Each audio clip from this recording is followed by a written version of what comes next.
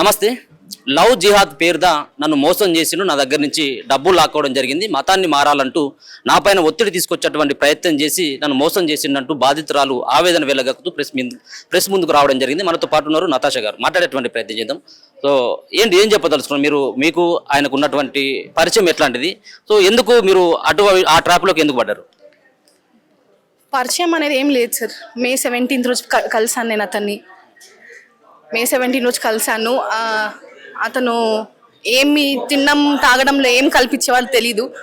అతను చెప్పినట్టు వినడము కానీ చెప్పినట్టు చేయడం కానీ అలా జరిగింది. మా షాప్కి రెంట్కి వచ్చాడు 17th. ఆ రోజు నేను కలవడం అతన్ని. దాని ముందు నాకు తెలియదు అతను ఎవరో కూడా. 17th నుంచి మీకు జూలై రోజా పెళ్లి అయిపోయింది? జూలై అండి, జూలై 28కి పెళ్ళి అయింది. అంటే ఎన్ని, అంటే జస్ట్ 1.5 month 2 months లోనే పెళ్లి అయిపోయింది? 2 months లో పెళ్ళి అయింది సార్. 2 months లోనే పెళ్లి అయిపోయింది. 2.5 months. ఇప్పుడు మీరు ఒక మాట చెప్పడం జరిగింది, తనతో పాటు అంటే మీ భర్త అయినటువంటి అతనితో పాటు ఇంకొక నలుగురు కూడా నా పైన అఘాయిత్యం చేశానని మాట్లాడడం జరిగింది. అది నిజమేనా? అవును సార్, నిజం సార్. ఏం జరిగింది ఆ రోజు? ఎక్కడ జరిగింది అట్లా? కుందన్బాగ్లో జరిగింది సార్. అంటే పెళ్లి కాకముందుకేనండి? పెళ్ళైన రోజే సార్. పెళ్ళైన రోజే జరిగింది. పెళ్ళైన రోజు. మరి ఈ విషయం అంటే మీ భర్తకు మొత్తం తెలిసే జరిగింది అంతా? తెలుసు సార్. ఇదంతా ఒక ట్రాప్ అని చెప్తున్నాను కదా. ఇదంతా ప్రీ ప్లాన్ గా జరిగిన ట్రాప్ ఇదంతా. ఇప్పుడు వాళ్ళకి ఆ టైంలో ఏమై దొరకలేదు కాబట్టి నన్ను వాడుకున్నారు అప్పుడు. ఇంత జరుగుతున్నప్పటికీ అతను మోసం చేస్తున్నాడు, వాళ్ళ స్నేహితులతో వాళ్ళ తమ్ములతో కలిసి కూడా లైంగికంగా వేధిస్తున్నాడు అన్నప్పుడు సో మీరు ఈ మ్యారేజ్ ని రిజెక్ట్ చేసుకోవచ్చు కదా? రిజెక్ట్ అంటే నా వీడియోస్ ఫొటోస్ బయటికి పెడతానని అంటున్నారు. పెళ్లి చేసిన తర్వాత డిలీట్ చేస్తానని చెప్పాడు కాబట్టి పెళ్లి వరకు రావడం జరిగింది. వీడియోస్ ఫొటోస్ అంటే ఏంటి, ఎటువంటి ఫొటోస్? నేను పోలీస్ స్టేషన్ లో ఇచ్చాను సార్, ఆల్రెడీ సబ్మిట్ చేశాను. ఓకే, మీరు పోలీస్ స్టేషన్ లో కంప్లైంట్ చేశారని జరిగింది. ఆయన ఒక్కరి మీద వాళ్ళ తమ్ముని పైన కూడా ఏమైనా కంప్లైంట్? ఫ్యామిలీ మీద చేశాను సార్. పోలీసు యాక్షన్ ఎట్లా ఉంది? ఆయన పైన తీసుకోవడం జరిగింది, మిగతా వాళ్ళ పైన కూడా పట్టుకుంటున్నామని చెప్పారు సార్ పోలీస్ వాళ్ళు. ఆయన కూడా మాట్లాడుతూ ఒక మాట చెప్తా ఉన్నాడు, ఆమెకు లైంగికంగా కోరికలు ఎక్కువ ఉన్నాయి కాబట్టి ఆమె టాబ్లెట్స్ తీసుకొచ్చి నన్ను వేధించేది అని చెప్పేసి వాళ్ళ అమ్మ కూడా ఇంట్లో లేకుండా చేసి వాళ్ళ అమ్మ ఒకవేళ ఇంట్లో ఉన్నట్టు ఉంటే బయటకు పొమ్మని చెప్పేసి ఆ అమ్మాయి పంపించేదని ఆయన వాయిస్ లో చెప్తా ఉన్నాడు. ఫస్ట్ అమ్మని పంపించాను అని చెప్తున్నాను కదా, దానికి నేను ఎక్స్ప్లెయిన్ చేయాలనుకుంటున్నాను. అమ్మని నేను పంపించడం జరగలేదు. మా అమ్మతోటి వాళ్ళే గొడవ పడేవాళ్ళు. అంటే ఇంకా అమ్మాయి మా పిల్లము, మీరేంటి ఇప్పుడు తను వాళ్ళు ఏమని అన్నారు అనుకోండి, మా మమ్మీ చెప్పేది ముస్లింలోకి ఎందుకు కన్వర్ట్ చేస్తారని అడిగినప్పుడు ఆ అమ్మాయి నా వైఫ్, మీరెవరు చెప్పడానికి మధ్యలో అని చెప్పి మాట్లాడేవాళ్ళు. ఒకరోజు పెద్ద గొడవ అయింది మా ఇంట్లో. వెళ్ళిపోమని చెప్పాడు అతను వాళ్ళ తమ్ముళ్ళు. వెళ్ళిపోమని చెప్పు మీ మమ్మీని అని చెప్పి వాళ్ళ తమ్ముళ్ళు చెప్పారు. అతను వెళ్ళిపోమన్నాడు మా మమ్మీ. దాని రీజన్ వల్ల మా మమ్మీ ఇంట్లో నుంచి వెళ్ళిపోవడం జరిగింది. దాని తర్వాత నేను మా మమ్మీకి రిక్వెస్ట్ చేయడం జరిగింది, ప్లీజ్ ఇంటికి రండి అని చెప్పి మాట్లాడిన అది ప్రూఫ్ ఉంది నా దగ్గర. ఇంకేదో అడిగారు సార్ మీరు. అంటే టాబ్లెట్స్ ఇచ్చి నన్ను ఇంకా లైంగికంగా చాలా ఇబ్బంది పెట్టేది అని చెప్పి. నాకు కోల్డ్ అండ్ కఫ్ కి కూడా ఏ టాబ్లెట్స్ నాకు సరిగ్గా తెలియదు. మా మమ్మీ ఇస్తే నేను వేసుకుంటాను. అలాంటి దానికి టాబ్లెట్స్ ఉంటాయని ఫస్ట్ టైం తెలుసుకుంటున్నాను. అతను చెప్పిన తర్వాత తెలుసుకున్నాను. నాకు తెలిసింది ఏంటంటే వాళ్ళు బయటి దేశం నుంచి తెప్పించుకుంటారు అలాంటి మెడిసిన్స్ అని చెప్పి నాకు ఫర్దర్ గా తెలిసింది. అటువంటి ఎప్పుడైనా చూసి ఆయన గాంజా గానీ ఇప్పుడు మీరు అన్నటువంటి అటువంటి టాబ్లెట్స్ ఉంది, వీడియో కూడా ఉంది. అతను గాంజా తీసుకునే వీడియో కూడా నా దగ్గర ఉంది సార్. ఉంది. ఎప్పుడు తెలిసింది మీకు? అంటే 2వ పెళ్లి, 3వ పెళ్లి, 4వ పెళ్లి అని ఎట్లా తెలిసింది? ఆయన ఏమని చెప్తున్నాడు అంటే నాకు మొదటిగా భార్య ఉంది, పిల్లలు కూడా ఉన్నారని చెప్పేసి అన్నప్పుడు కూడా నన్నే ఇబ్బంది పెట్టింది, నాకే మొదటిసారిగా ఆమె ప్రపోజ్ చేసింది, నాకు అక్కడ SMS కూడా ఉన్నాయని చెప్పేసి ఆయన మాట్లాడు. సరే సార్, చూపించమనండి, ప్రూఫ్స్ ఉన్నాయి, చూపించమని.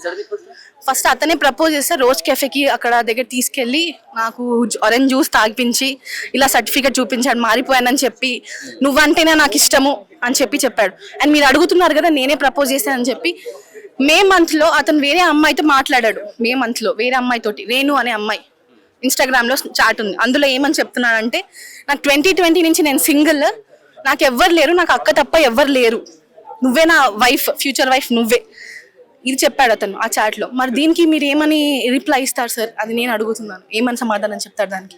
నేను చేశానని. సో నాకు తెలిసింది ఏంటంటే వాళ్ళ దాంట్లో ఆల్రెడీ ఒక లిస్ట్ ఆఫ్ అమ్మాయిలు ఉంటారు.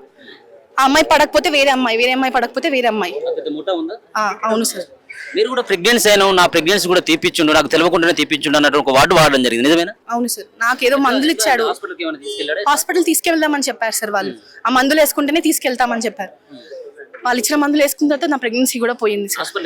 తీసుకెళ్ళలేదు సార్, తీసుకెళ్ళాము అని చెప్పారు. మా మమ్మీ కూడా రిక్వెస్ట్ చేసింది తీసుకెళ్ళాం, తర్వాత తీసుకెళ్తాము, 3 months తర్వాత మొత్తంగా కన్ఫర్మ్ అవుతుందంట, అప్పుడు తీసుకెళ్తాము, ఇప్పుడు అవసరం లేదు అని చెప్పి తీసుకెళ్ళలేదు సార్.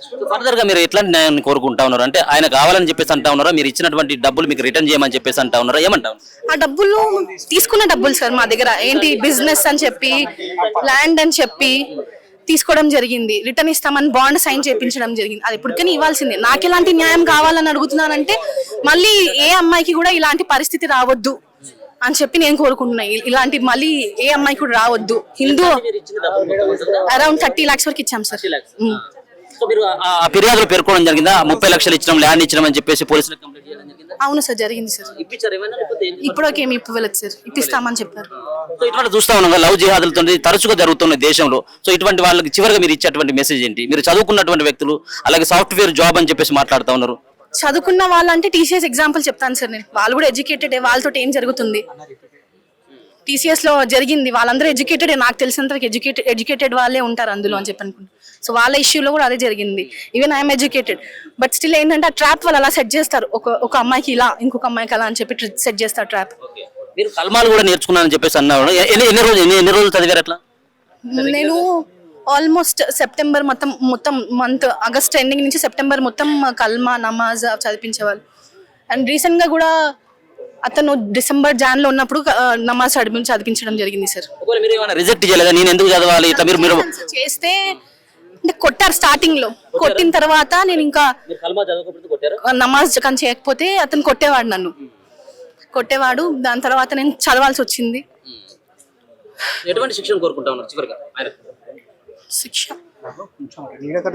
అంటే ఆ శిక్షణ చూసి వేరే ముస్లిం అబ్బాయి హిందూ అమ్మాయిల దగ్గరికి రావద్దు అంటే అలాంటి శిక్షణ ఇవ్వాలి. సో మొత్తానికి ఇది భవిష్యత్తులో ఇటువంటి సంఘటనలు పునరావృతం కాకుండా పోలీసులు చర్యలు కూడా తీసుకోవాలని చెప్పేసి కూడా నటాషా గారు అయితే చెప్తా ఉన్నారు. నవాజ్కి సరైనటువంటి శిక్ష పడితేనే ఇటువంటి లవ్ జిహాదులకు పులి స్టాప్ పడేటువంటి అవకాశం ఉంటుందని చెప్పేసి కూడా చెప్పడం జరుగుతుంది. అంతేకాకుండా తాను 30 లక్షలు ఇచ్చి నవాజ్ చేత నేను మోసపోవడం జరిగింది. అంతేకాకుండా నవాజ్ సంబంధించినటువంటి సోదరులు సైతం కూడా నా పైన లైంగిక దాడి చేసిన నా దగ్గర అన్ని ఆధారాలతోటి పోలీసులకు కూడా సమర్పించినటువంటి అంశాన్ని నటాషా గారు అయితే తెలియజేస్తున్నారు. చూస్తూనే ఉండండి మన తొలి వెలుగు.